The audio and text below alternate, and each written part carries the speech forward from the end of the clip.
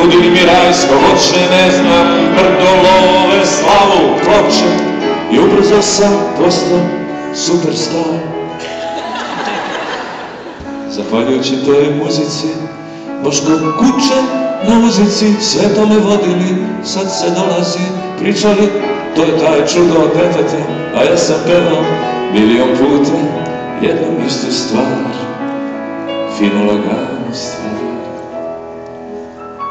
Verovali ili ne, za sve moguće novine dao sam intervju.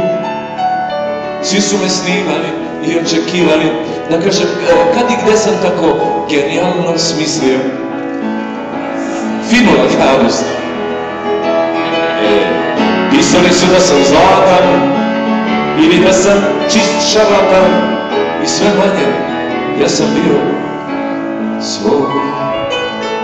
I kad sam razmislio o tom, zamislih se nad životom i rekao sebi, kući stari moj, pa da, i želeo sam život nov, u srci presna crven krov i moju Draganu.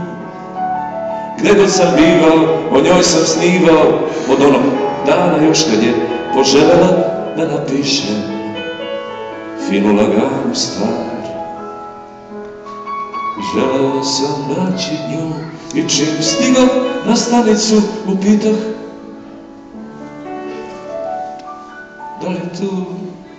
Pa su mi rekli da se davno udala za nekog majmuna s kojim je zanesena plesa uz tu laganu stvar.